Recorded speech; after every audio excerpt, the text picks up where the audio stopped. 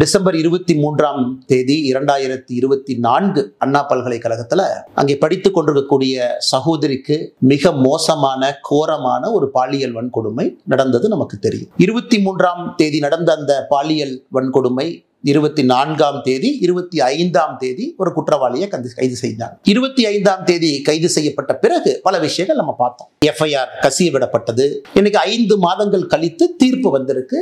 முக்கிய குற்றவாளியாக இருக்கக்கூடிய ஒரே குற்றவாளியாக இருக்கக்கூடிய ஞானசேகரனுக்கு 30 ஆண்டு காலம் கடுங்காவல் தண்டனை. இன்னைக்கு நம்ம அன்னைக்கு கேட்ட அதே கேள்வி இன்னைக்கு கேட்கிறோம். ஞானசேகரன் முக்கிய குற்றவாளி, தீர்ப்பு கொடுத்திருக்கிறீங்க, துரிதமா இன்வெஸ்டிகேட் பண்ணிருக்கிறீங்க, 30 வருஷம் ஜெயில் தண்டனை வாங்கி கொடுத்திருக்கிறீங்க, எல்லாருக்குமே சந்தோஷம் தான். இருந்தும் நமக்கு தெரியும் அந்த குழந்தைக்கு, பாதிக்கப்பட்ட சகோதரிக்கு அந்த கண்ணீர் துளிக்கு நியாயம் கிடைக்குமானா எப்பவுமே கிடைக்காது. பட் இருந்தும் அரசு அந்த வேலையை செஞ்சிருக்கு. ஆனா அரசு அந்த வேலையை முழுசா செஞ்சிருக்கா அப்படிங்கறத முதல்ல இருந்து கேட்கிறோம். அதைத்தான் உங்கள் முன்னால் நான் பேச போறேன். 24ஆம் தேதி 23ஆம் தேதி இரவு பாலியல் வன்கொடுமை நடந்தது. 24ஆம் தேதி இந்த ஞானசேகரனை கோட்டூர் காவல் நிலைய அதிகாரிகள் கைது செய்யறாங்க, வெளியே விட்டுறாங்க. 25ஆம் தேதி சாயந்தரம் மறுபடியும் கைது பண்றாங்க. இதை உங்கள் முன்னால் இன்னைக்கு நான் வைக்கிறேன்.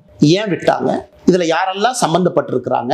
எதற்காக திராவிட முன்னேற்ற கழகத்துல சில தலைவர்களுக்கு பதட்டம்? எவிடன்ஸை எங்கேயெல்லாம் அளித்திருப்பதற்கான வாய்ப்பு இருக்கு. ஞானசேகரனை பொறுத்தவரை கிராவிட்டி பிரியாணி என்கின்ற ஒரு கடையை நடத்தி வருகின்றான். அன்னைக்கு சம்பவம் நடந்த பொழுது கையில் இருந்த அலைபேசி எண் 904229779007. இதுதான் ஞானசேகரன் பயன்படுத்திய மொபைல் நம்பர். அரசு வழக்கறிஞர் சொல்லியிருக்கிறாங்க 23ஆம் தேதி அந்த சம்பவம் நடந்த பொழுது ஞானசேகரனுடைய மொபைல் போன் ஃபிளைட் மோட்ல இருந்துச்சு.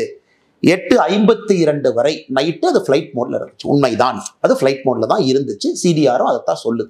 நான் இன்னைக்கு தொடர் கேள்விகள் திமுக அரசு, குறிப்பாக முதலமைச்சர்கிட்ட கேட்கிறேன். முதலமைச்சர் வீட்டுல பெண் குழந்தைகள் இருக்கிறாங்க. ஐயா மு.க. ஸ்டாலின் வீட்டுல பெண் குழந்தைகள் இருக்கிறாங்க. இன்னைக்கு அவர் நேரடியா நம்ம கிட்ட சொல்ல வேண்டிய கடமை கட்டாயம் அவருக்கு இருக்கு. அந்த பிளைட் மோட்ல இருந்து வெளியே வந்த ஞானசேகரனுடைய போன் 8:52க்கு பிறகு பிளைட் மோட்ல இருந்து வெளியே வந்த போன், முதல் போன் கால் ஞானசேகரன் யாருக்கு பண்ணாங்கன்னா 8:55க்கு ஒரு காவல்துறை அதிகாரிக்கு தான் முதல் போன் காலே பண்றாரு.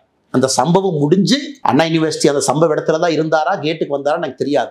8:55க்கு ஞானசேகரனுடைய தொலைபேசியில் இருந்து ஒரு போலீஸ் ஸ்டேஷனை நிர்வகிக்கக்கூடிய ஸ்டேஷன் ஹவுஸ் ஆபீசர், அந்த ரேங்க்ல இருக்கக்கூடிய சப் இன்ஸ்பெக்டர், இன்ஸ்பெக்டர் ரேங்க்ல இருக்கக்கூடிய அதிகாரிக்கு சம்பவம் முடிந்த பிறகு முதல் போன் கால் ஞானசேகரன் பண்றான். காவல்துறையின் மீது பெரும் மதிப்பு நான் வைத்திருக்கின்றேன் எல்லாருக்கும் தெரியும். அன்னைக்கு அந்த காவல்துறை அதிகாரினுடைய பெயரையும் அவர் பதவியும் அவருடைய மொபைல் நம்பரை இன்னைக்கு நான் வெளியிடல. 48 மணி நேரம் கழித்து அரசு என்ன பதில் சொல்றாங்கன்னு பார்த்துட்டு நான் வெளியே 8:55க்கு காவல்துறை அதிகாரிக்கு செஞ்சு முதல் போன் கால் எதற்காக?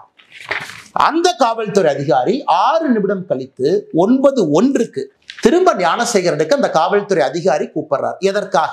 சோ குற்றம் செஞ்ச பிறகு அக்யூஸ்ட் கூப்பிடுற முதல் ஆள் லோக்கல்ல இருக்கக்கூடிய ஒரு காவல்துறை அதிகாரி. விசாரிச்சீங்களா? காவல்துறை அதிகாரிக்கு என்ன ரிப்போர்ட்டிங் என்ன ஞானசேகரன் பண்றான்? குற்றம் செய்த பிறகு அதை சார்ஜ் ஷீட்ல கொண்டு வந்தீங்களா? அதிகாரிக்கும் இவனுக்கும் இதுக்கு முன்னாடி ஏதாச்சும் தொடர்பா இருக்கா? ஏன் நான் திரும்ப திரும்ப கேட்கிறேன்னா, மே 14ஆம் தேதி ஞானசேகரன் மீது 2வது எஃப்ஐஆர் சிபிசிஐடி ரெஜிஸ்டர் பண்ணிருக்காங்க. December 23 offence, first FIR. இது போன்ற இன்ன பெண்கள் பாதிக்கப்பட்டிருக்கின்றார்களா? அண்ணா யூனிவர்சிட்டியில ஒரு கேஸ் மட்டுமா, என்ன மல்டிபிள் கேசஸா?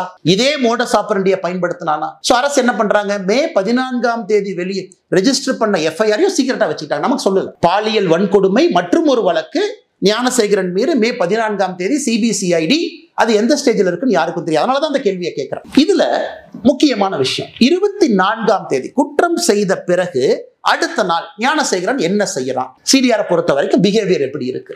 அந்த பகுதி 170வது பிளாக் வட்ட செயலாளர், ஒரு முக்கியமான திராவிட முன்னேற்ற கழகத்தினுடைய மூத்த தலைவர் கோட்டூர் சண்முகம். கோட்டூர் சண்முகமும் ஞானசேகரனும் அன்னைக்கு 24ஆம் தேதி காலையிலிருந்து சாயந்தரம் வரைக்கும் 6 முறை பேசுறாங்க. நீங்க கேட்கல, என்னங்க அரசியல் கட்சியில் 2 பேர் இருக்கிறாங்க, பேசலாம். இல்லை, அதுக்கு முன்னாடி ஒரு வார பேட்டர்ன், அதுக்கப்புறம் ஒரு வாரம் இருக்கக்கூடிய பேட்டர்னை வச்சு நான் அனலைஸ் பண்ணி சொல்றேன். 24ஆம் தேதி காலை 7:27க்கு முதல் கால் துவங்குது. 4:01 PM வரைக்கும், சாயந்தரம் 4 மணி 1 நிமிடம் வரை 5 முறை பேசுறாங்க 2 பேரும். அதன் பிறகுதான் ஞானசேகரன் போலீஸ் ஸ்டேஷனுக்கு கூட்டிட்டு போறாங்க, கோட்டூர் போலீஸ் ஸ்டேஷன். ஒரு 4 மணி நேரம் பேசல. அந்த நேரத்துல ஞானசேகரன் காவல் நிலையத்துக்குள்ள வச்சிருக்கணும். வெளியே வந்த பிறகு ஞானசேகரனும் கோட்டூர் சண்முகம் மறுபடியும் பேசுகிறார். சோ எதுக்கு கோட்டூர்புரம் காவல் நிலைய அதிகாரிகள் ஞானசேகரனை 24ஆம் தேதி போலீஸ் ஸ்டேஷன் எதுக்கு கூட்டிட்டு போனீங்க? எதுக்கு வெளியே விட்டீங்க? எவிடன்ஸ் அளிக்கவா? செல்போன் ரெக்கார்ட்ஸ் அளிக்கவா? இல்ல செல்போன்ல இருக்கக்கூடிய வீடியோவை டெலீட் பண்ணவா? இல்ல அண்ணா யூனிவர்சிட்டியில கேமரா ஒருவேளை ஃபங்க்ஷன் ஆகி இருந்தா அதெல்லாம் கழட்டி தூக்கி வீசலாம். எதற்காக 24ஆம் தேதி கைது செய்யப்பட்ட ஞானசேகரன் கோட்டூர் போலீஸ் ஸ்டேஷன்ல இருந்து எதற்காக வெளியே விடப்பட்டார்? இந்த நேரத்துல ரொம்ப முக்கியமான விஷயம், ஞானசேகரன் கோட்டூர் காவல் நிலையத்திலிருந்து வெளியே வந்த பிறகு நைட்டு 8:30 மணிக்கு மேல 24ஆம் தேதி இரவு தமிழகத்தினுடைய சுகாதாரத்துறை அமைச்சர் அண்ணன் மா சுப்பிரமணியம் அவர்களும் கோட்டூர் சண்முகமும் பேசுறாங்க. இது கோட்டூர் சண்முகத்தினுடைய சிடிஆரை பார்த்தீங்கன்னா ஞானசேகரன் வெளியே வந்ததுக்கு அப்புறம் கோட்டூர் சண்முகத்தினுடைய பிஹேவியரல் பேட்டர்ன் மா சுப்பிரமணியத்தை கூப்பிடுறார். 8:30 மணிக்கு பேசுறாங்க.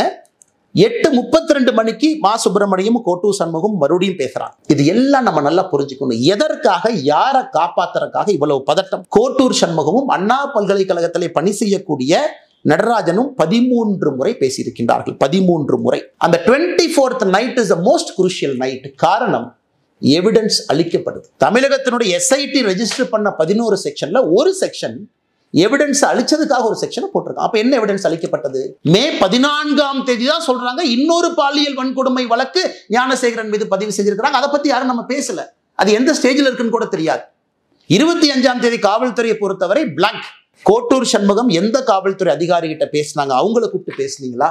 மா சுப்பிரமணியம் அமைச்சரை போலீஸ் ஸ்டேஷனுக்கு கூப்பிட்டீங்களா? எஸ்ஐடி மா சுப்பிரமணியம் அவன்கிட்ட கேட்டீங்களா? எதற்காக போன் வந்துச்சு? எதற்காக நீங்க பேசுனீங்க? இந்த பேட்டர்ன்ல எதற்காக நீங்க இன்வால்வ் ஆயிருக்கிறீங்க? இந்த கேள்விகளை நம்முடைய எஸ்ஐடி அதிகாரிகள் கேட்டீங்களா? ஸோ எத்தனையோ கால் இதில் பார்த்தீங்கன்னா 3 செகண்ட் 4 செகண்ட் பேசின கால் என்ன? அண்ணே வணக்கண்ணே, கொஞ்சம் வாட்ஸ்அப்பில் வாங்க. கோட்டூர் சண்முகம் விசாரிக்கப்பட வேண்டிய நபர். தமிழகத்தினுடைய சுகாதாரத்துறை அமைச்சர் மா சுப்பிரமணியம் விசாரிக்கப்பட வேண்டிய நபர். அந்த தெளிவை முதலமைச்சர் சொல்லாம எதுக்கு நாடகம் போடுறார்? அதனால் 24ஆம் தேதி பல விஷயங்கள் நடந்திருக்கிறது. அங்கதான் யார் அந்த சார் ஒளிஞ்சிருக்கிறார். இவங்க ஆளுங்கட்சியினுடைய யாரெல்லாம் சம்பந்தப்பட்டிருக்கிறாங்க, பதவிகளை யார் தவறாக பயன்படுத்தினாங்க, காவல்துறையினுடைய கையை யார் கட்டி போட்டார்கள், 24ஆம் தேதி ஞானசேகரனை வெளியே கொண்டு வந்து குரூஷியல் எவிடன்ஸ் அளிப்பதற்கு யாரெல்லாம் உடந்தையாக இருந்தார்கள், என்னை பொறுத்தவரை அவர்களும் குற்றவாளிகள் தான். அதுல தான் அந்த யார் என்கின்ற சார் ஒளிஞ்சிருக்கிறார்.